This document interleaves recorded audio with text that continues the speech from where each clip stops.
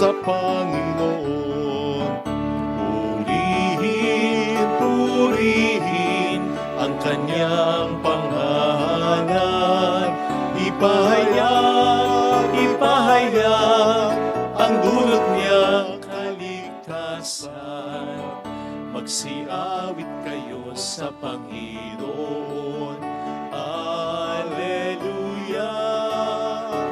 Magsiawit, magsiawit,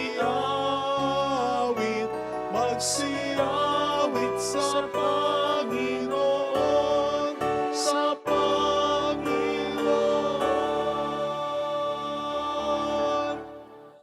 Sa ngalan ng Ama at ng Anak at ng Espiritu Santo, Amen. sumayin ang Panginoon. At sumayo rin. Upang tayo maging marapat sa misang ito, halina't magsisimuna para sa ating mga kasalanan at pagkukulang.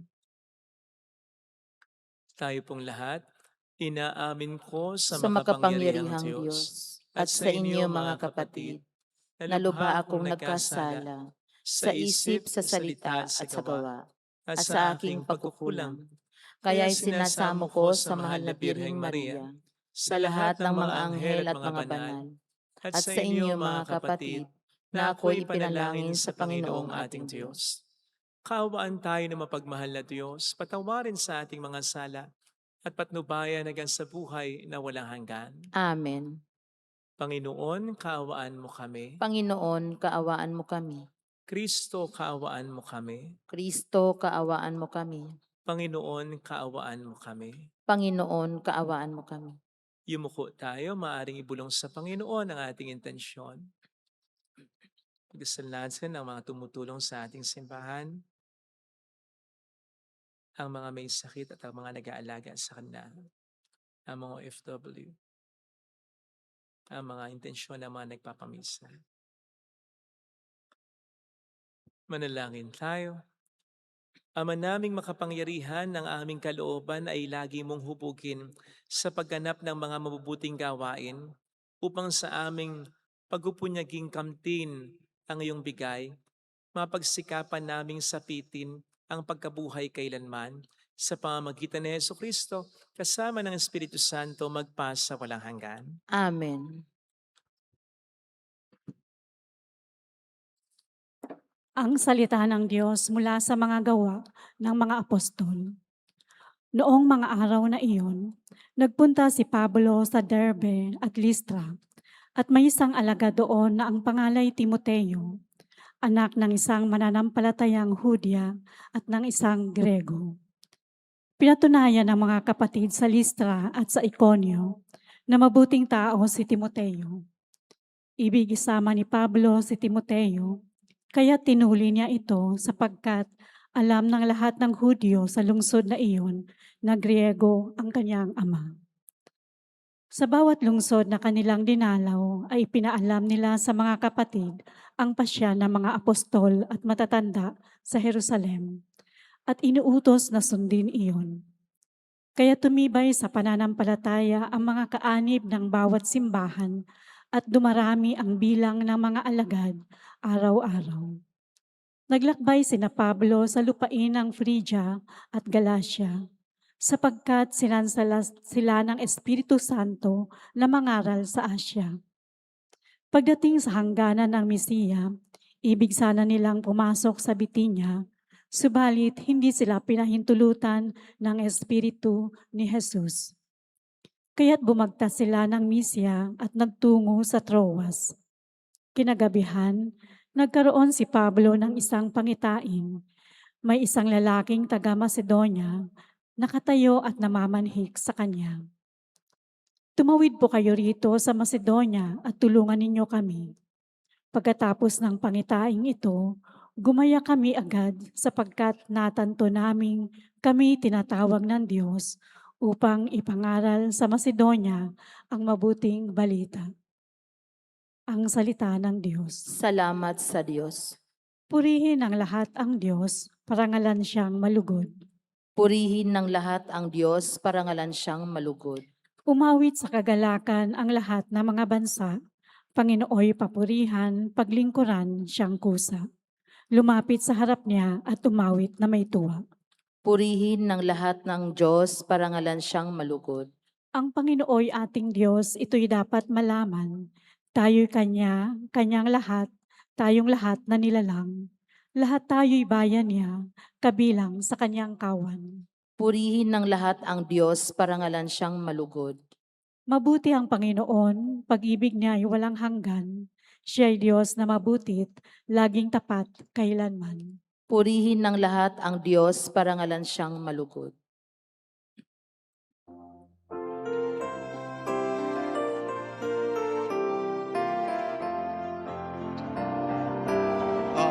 Alleluia, alleluia, alleluia.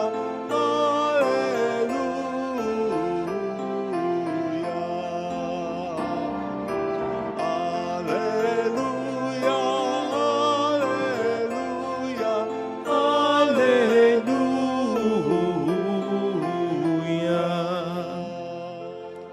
Sumainyo ang Panginoon. At sumayo rin. Ang mabuting balita po ng Panginoon ayon kay San Juan. Papuri sa iyo, Panginoon.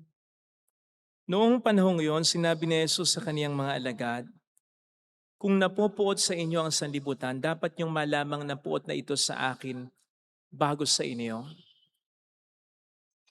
Kung kayo ngay sa sanlibutan, iibigin kayo nito bilang kaniya. Ngunit yamang hindi kayo sa sanlibutan, ngunit pinili ko kayo mula rito. Ito'y napupuot sa inyo. Alalahanin ninyo ang sinabi ko sa inyo. Walang aliping higit kay sa kanyang Panginoon. Kung ako'y inusig nila, usigin din nila kayo. Kung tinupad nila ang aking salita, tutuparin din nila ang salita ninyo. Ngunit ang lahat ng ito'y gagawin nila sa inyo dahil sa akin, sapagkat hindi nila nakikilala ang nagsugo sa akin." Mga kapatid, ang mabuting balita ng Panginoon. Pinupuri ka namin, Panginoong Hesukristo. Welcome sa Our Lady of Lazaret Quasay Parish, kung saan nais lang pong umiyak at samahan tayo ng mahal na Ina sa pag-iyak at sa pagdarasal upang maging maayos ang lahat. Narinig niyo na po ba yung kasabihang, hindi lahat ng mabuti ay dapat nating gawin kasi hindi lahat ng mabuti ay kalooban ng Diyos para sa atin? Narinig niyo na po ba? Pues ngayon, narinig niyo na mula sa akin. Seriously, sinasabi ko po yan kasi yan ang sinasabi sa atin ng ating unang pagbasang napakinggan. Dito po ay narinig natin ang pagsasalansala o paghadlang ng Espiritu Santo kay Pablo at sa kanyang mga kasama na pumunta ng Asya. And then, sa following verse, pupunta rin sana sila ng Mysia. Ibig nila sanang pumasok ng Bithynia, subalit hindi rin sila pinahintulutan ng Espiritu ni Jesus. Ay parang ang sungit naman ng Espiritu Santo dito. Again, seriously, ano ba naman ang gagawin nila Pablo at ng kanyang mga kasama sa Asya at sa Bithynia? Pag-staycation ba sila? Magbabakasyon ba sila? Wala namang masama diyan. Eto, may gagawin ba silang masama? Wala. May gagawin pa nga silang mabuti. Magpoproklama sila ng mabuting balita. Pwede rin silang magpagaling ng mga may sakit dyan. Sa kapangyarihan ng Panginoon ay binigay sa kanila. So bakit sila hinahadlangan ng Espiritu Santo? Mabuti yung gagawin nila eh. Bakit hindi sila hayaan? Palagay ko po ang magandang paunang sagot para dyan ay yung sinasabi mismo ng Diyos sa Isaiah 55 verse 9 na nagsasabing, "Kung papaanong ang langit ay mas mataas kaysa lupa, ang aking kaparaanan ay higit sa inyong kaparaanan. At ang aking kaisipan ay hindi kayang arukin ng inyong kaisipan." So, ibang mag-isip ang Diyos sapagkat meron siyang nakikita na hindi natin nakikita. Meron siyang nalalaman na hindi natin nalalaman. Kaya ibang-iba rin ang kanyang paraan. Ang concern lang kasi natin ay gumawa ng mabuti. Ang concern ng Diyos, sigit pa dyan. Concern din niya, saan tayo gagawa ng mabuti? Kanino tayo gagawa ng mabuti? At kailan natin ito gagawin? Sapagkat ang paggawa ng mabuti sa maling tao, maling lugar, maling timing, ay po pwedeng makasama sa halip na makabuti. Halimbawa na lang ay ang pag-prevent nga po ng espiritu sa kanila na pumunta ng Asya. Which by the way ay pansamantala lamang sapagkat Darating ang pagkakataon, makababalik si Pablo at ang kanyang mga kasama sa Asia at makapagpoproklama ng mabuting balita. So pansamantala lang. It's just that, during that time na gusto nilang pumunta, hindi pa ready ang mga tao. And so God redirected them sa Macedonia at sa kalakhang Europa. And it proved to be a very good idea sapagkat ito ang nagbukas ng mas malawak na misyon nila hanggang sa mabalik nga po sila uli sa Asia kung saan ang mga tao ay handang-handa na. O isipin po ninyo, kung nagpumilit si Pablo at ang kanyang mga kasama, na kahit pineferbrand sila ng Espiritu Santo, nagpumilit silang pumunta ng Asia, malamang sa hindi naging fruitful ang mission nila. And worse, baka napahamak pa sila. Diba? So dito po natin makikita na ang mga saradong pintuan o mga sinasaradong pintuan ng Diyos para sa atin ay hindi necessarily rejection kundi redirection. Hindi necessarily punishment kundi protection. Hindi necessarily setback kundi setup para sa kaniyang mga mas magandang plano at pangarap. Kaya huwag ka sanang masyadong malungkot kung meron kang mga mabubuting plano na hindi natutuloy. Mabuting lakad, mabuting oportunidad, mabuting ministeryo, or mabuting relasyon. Sabihin mo minsan, wala namang masama doon. Sapagkat po pwedeng mayroong mas magandang plano at mas makabubuting plano ang Diyos para sa iyo at sa mga taong nakakasalamuha mo, sa mga tao sa buhay mo. Kaya tigilan mo po yung pagtatanong sa Panginoon na, Lord, ba't di mo tinuloy? Manapa, simulan mo yung tanong, Lord, saan mo ko gusto tumuloy? Kanino mo ko gusto tumuloy? Kailan mo ko gusto tumuloy?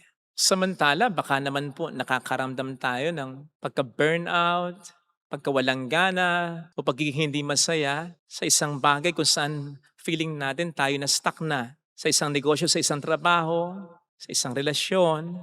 Tapos, hindi naman pala talaga yun ang plano ng Diyos para sa atin. Dasal pa tayo ng dasal na sana maging fulfilled na tayo, maging masaya na talaga tayo, magkagana tayo, maging maayos ang buhay natin. Gayong ang parang gusto palang sabihin ng Panginoon sa atin, hindi naman yan ang gusto ko para sa iyo eh.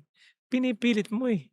Kaya napakahalaga po na lagi tayong nagdi-discern, lagi tayong nagninilay, lagi tayong nagdarasal, lagi nating kinakausap ang Diyos, lagi tayong naglalaan para makinig sa Kanya, hindi lamang para magsalita ng magsalita, para pwede nating mapakinggan kung ano ang kalooban niya para sa atin.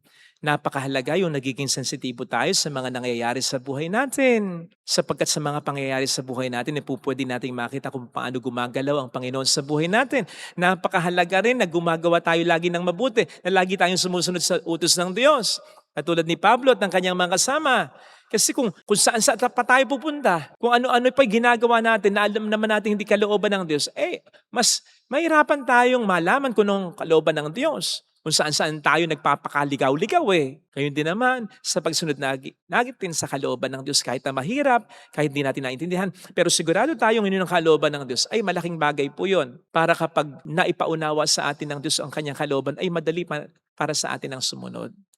Kasi kung minsan naman hindi natin alam kung ano ang kalooban ng Diyos, alam natin, kaya lang, pinipilit pa rin natin ang gusto natin. Hindi na dahil kung minsan sa mabuti yung pinaplano natin, kundi dahil sa pride na natin kundi dahil sa attachment na natin kundi dahil sa naging komportable na tayo at natatakot na tayo na lisanin ang comfort zone natin. Ay, hindi po yan makatutulong sa atin. Tandaan natin, kung minsan ang hadlang sa kabutihan ay hindi lang kasamaan, kundi isa ring kabutihan, pero ating nakakatigasan. Isang kabutihang nakakatigasan natin, kayong kahit alam natin na hindi ito ang plano ng Diyos para sa atin. Sa gayon, hindi na rin nakatutulong yung mabuting yon. Kasi yung pinakamabuti, o at least yung mas mabuti, hindi nangyayari. Dahil ang pinipili natin ay yung alam nating mabuti. Mabuti nga naman. Wala naman ding masama. Kaya lang, mayroon mas mabuti na kalooban ng Diyos.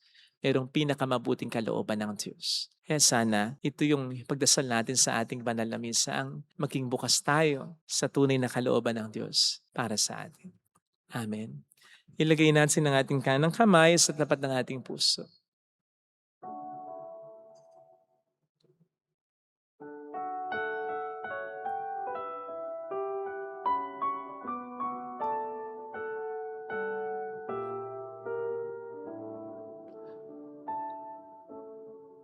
Alam kong may magagawa ang Diyos.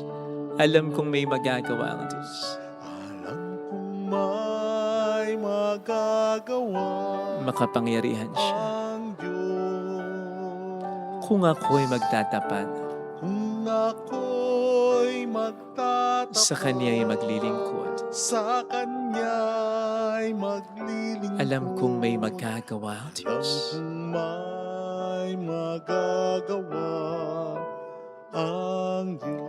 Alam kong diringgin ng Diyos ang samo ko, Alam kong di sapagkat anak niya ako. ng Diyos ang samo ko.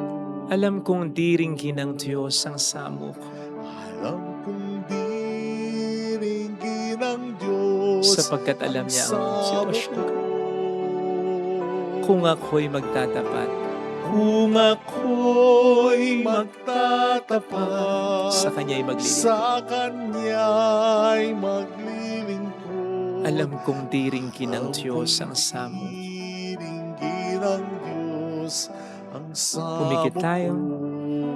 Panginoon, alam naming maikli lamang ang buhay. Kaya sana isulit na namin ito, huwag na namin sayangin sa mga bagay na walang kabuluhan. Tulungan mo kong laging sumunod sa iyong kalooban upang hindi na ako mag-aksaya ng panahon sa pagtahak sa ibang mga daan. Tulungan mo rin po akong mapahalagan ang mga bagay, ang mga tao na gusto mo at inilalaan mo sa buhay ko. Huwag akong magsayang ng panahon ko sa mga hindi mo laan para sa buhay ko. Hallelujah! Purihin ang Diyos. Hallelujah! Pahalagahan mo ang pamilya mo, given yan. Pahalagahan mo ang pagiging Kristiyano mo, given yan. Pahalagahan mo ang relasyon mo sa Diyos. Yung dalawang yan. Siguradong yan ay laan ng Diyos para sa iyo. Huwag mo papabayaan yan. Pero tingnan mo rin ang ibang mga bagay at tao sa buhay mo. Yan nga ba ang siyang gusto ng Diyos para sa iyo? Babalik ang Panginoon upang tayo ay kunin. Mayroong magandang mangyayari sa iyo. Sa ayaw man natin o sa gusto, may mga bibitawan tayo para may mahawakan tayo. Kaya siguraduhin natin na mas mahalaga, pinakamahalaga ang ating mga yayakapin, ang ating mga pananatilihin sa buhay natin, ang ating mga pahalagahan. Hindi natin kayang makuha ang lahat. Kaya siguraduhin natin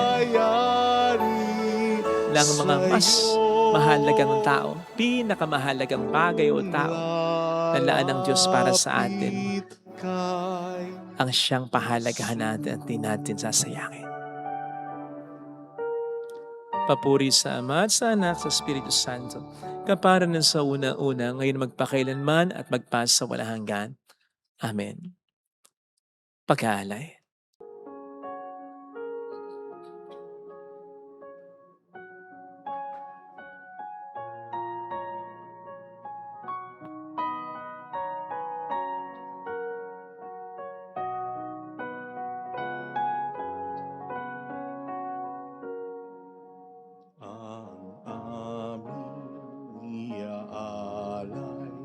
Sa'yo, Panginoon, ang bunga ng aming pinagpaguran,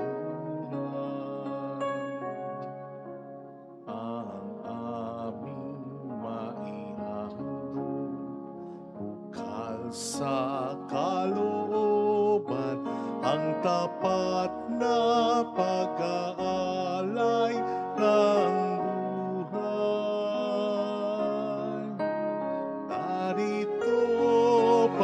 Panginoon, ang tinapay at alak, ang pagkain inumin sa gisat ng buhay. Tanggapin mo at iyong basbasan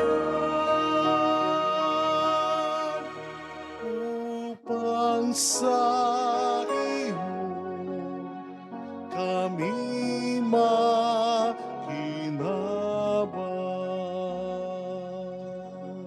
Manalangin tayo, pang ating handog ay maging kalugod-lugod sa Diyos amang makapangyarihan. Tanggapin nawa ng Panginoon itong paghahain sa iyong mga kamay, sa kapurihan niya at karangalan sa ating kapakinabangan at sa buong sambayanan niyang banal. Ama naming lumikha, para mo ng awa gawin mong banal ang mga alay naming yusan ng kalugdan at kami gawin mong haing sa iyo laging nakalaan sa pamamagitan ni Heso Kristo. Kasama ng Espiritu Santo magpasa walang hanggan. Amen.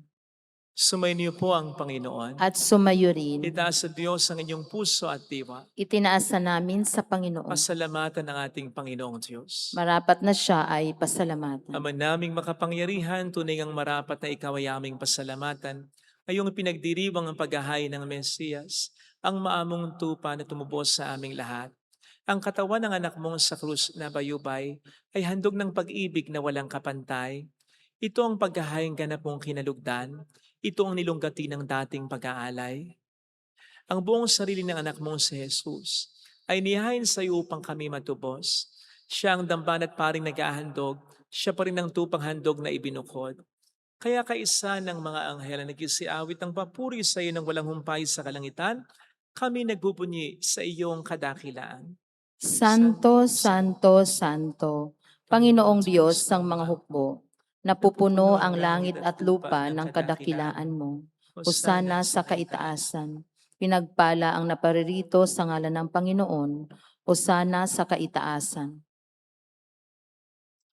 Ama naming banal, ikaw ang bukhal ng tanang kabanalan.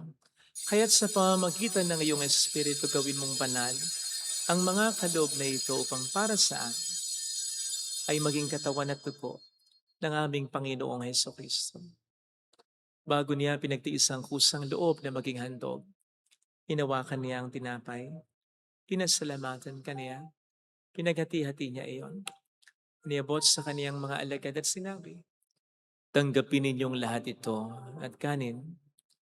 Ito ang aking katawan na iahandog para sa inyo.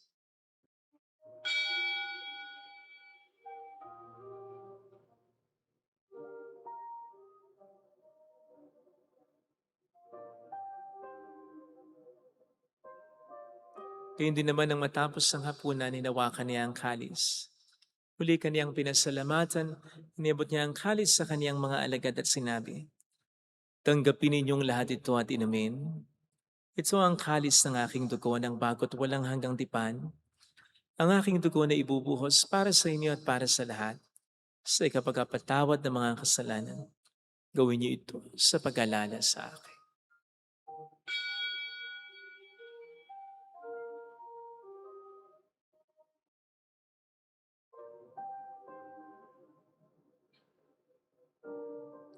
Ang misteryo ng ating pananampalataya. Si Kristo'y namatay, si Kristo'y nabuhay, si Kristo'y babalik sa wakas ng panahon. Ama, ginagawa namin ngayon ang pag-alaala sa pagkamatay at muling pagkabuhay ng iyong anak. Kaya inialay namin sa iyo ang tinapay ng buhay at ang kalis ng kaligtasan. Kami nagpapasalamat dahil kami iyong minarapat at tumayo sa harap mo para maglingkod sa iyo. Sinasamo namin kami na magsasalo sa katawan at dugo ni Kristo ay mabuklod sa pagkakaisa sa pamamagitan ng Espiritu Santo. Ama, lingapin mo ang iyong simbang laganap sa buong daigdig. Puspusin mo kami sa pag-ibig. Kaysa ni Leon na aming Papa, ni Janice na aming Obispo at ang Tanang Kaparian. Alalahanin mo mga kapatid naming nahimlay nang may pag-asang sila'y muling mabubuhay, lalo ng aming mga ipagdarasal. Saglit nating pagdasal ang ating mga kakilalang yumao. Kaawaan mo sila at patuloyin sa iyong kaliwanagan. Kaawaan mo at paging tapatin kaming lahat na makasalo sa iyong buhay na walang wakas. Kaysa ang mahal na birhen ng Lasalet ang ina ng Diyos. Isanuse ang kabiyak ng kanyang puso, lahat ng mga banal na namuhay dito sa daigdig ng kalugod-lugod sa iyo. May pagdiwang naman namin ang pagupuri sa ikararangal mo sa pamamagitan ng iyong anak, aming Panginoong Heso Kristo.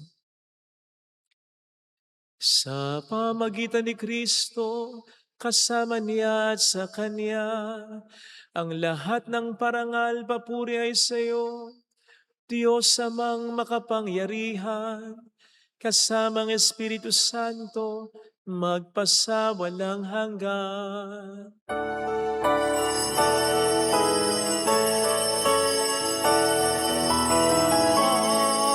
Amen.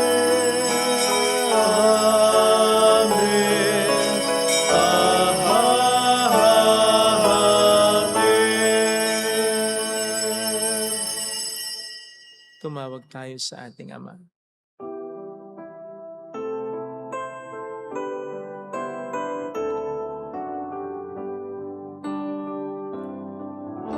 Ama namin, sumasalangit ka, sambahin ang ngalan mo, mapasa amin ang kaharian mo, sundin ang loob mo, dito sa lupa, para ng sa langit.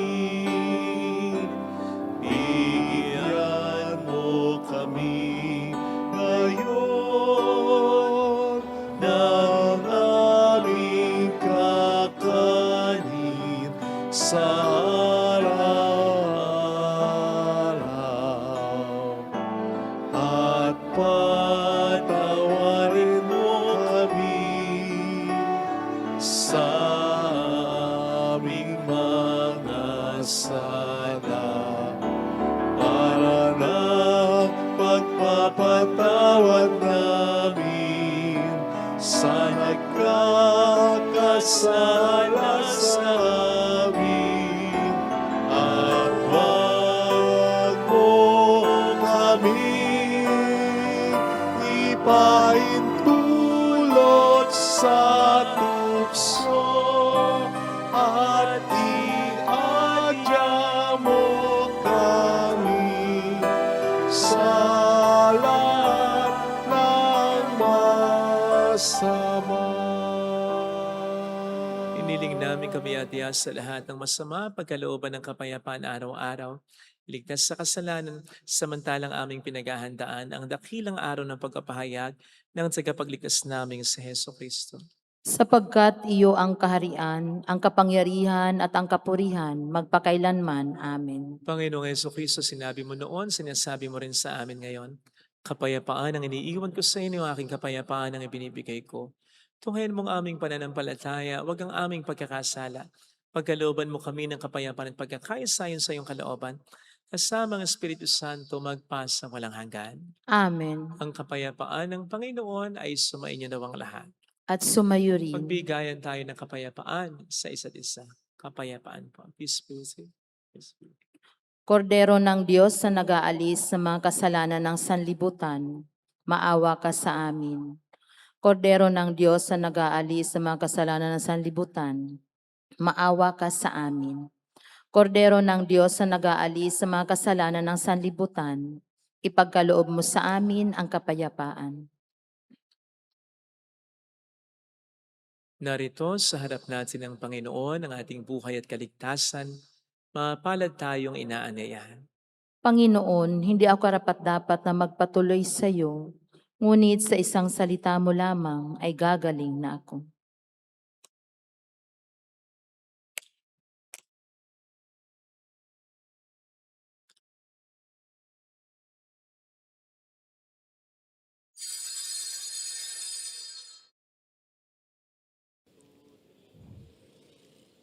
Panalangin para sa espiritual na pakikinabang. Panginoong Hesus, ako ay naniniwala na ikaw ay nasa kabanal-banalang sakramento. Iniibig kita ng higit sa lahat at ninanasa kong tanggapin ka sa aking kaluluwa. Sapagkat sa mga sandaling ito, hindi kita matatanggap sa sakramento. Tumuloy ka sa espiritu sa aking puso. Niyayakap kita na para bang naririto ka na. Inaalay ko ng buong buo ang aking sarili sa iyo. Huwag mong hayaang mawalay ako sa iyo. Amen. Marami ang tinawag mo upang umayot maglingkod sa ngalan mo.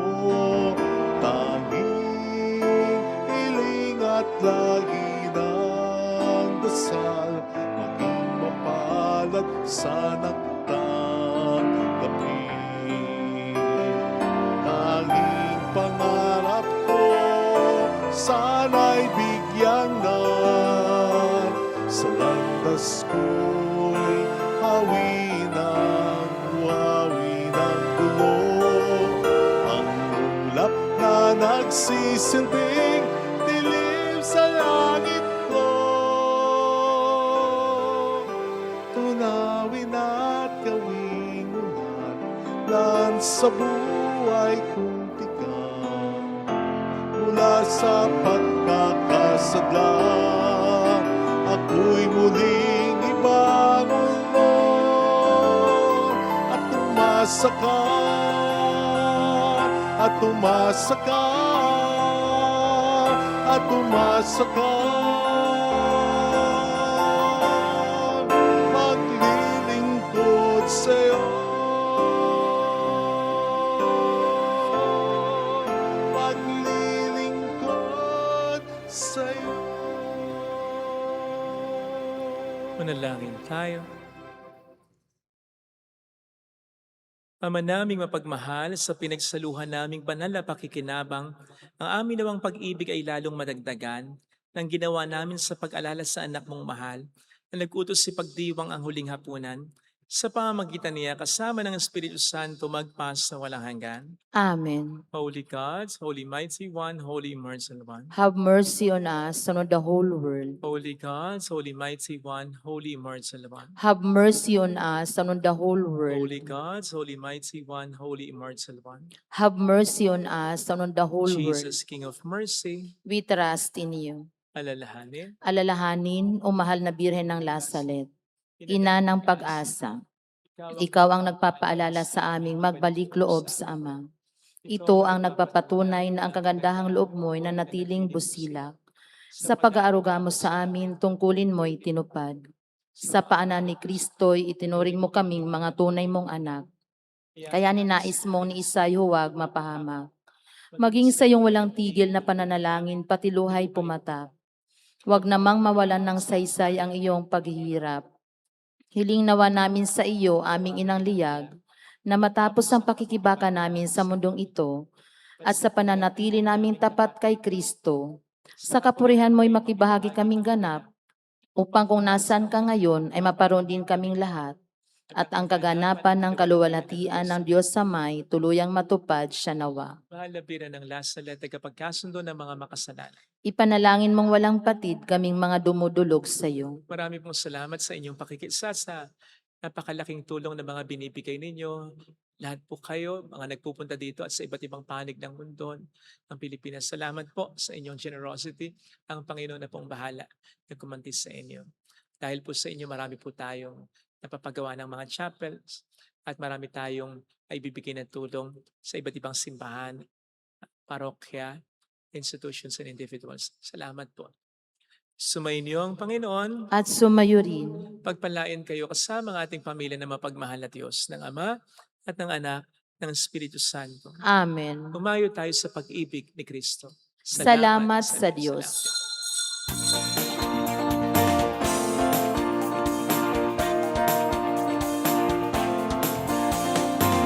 Mary, Mother of the Lord, here's a prayer we sing to you. Let your tears sip in our minds and hearts as once they fell at Lasalle. Tell your people how to live again. Tell your people how to sing again. Tell your people how to dance again. Tell your people how to pray again. Mary, Mother of the Lord, here's a prayer we sing to you. Let your tears sip in our minds and hearts as once they fell at La Salette.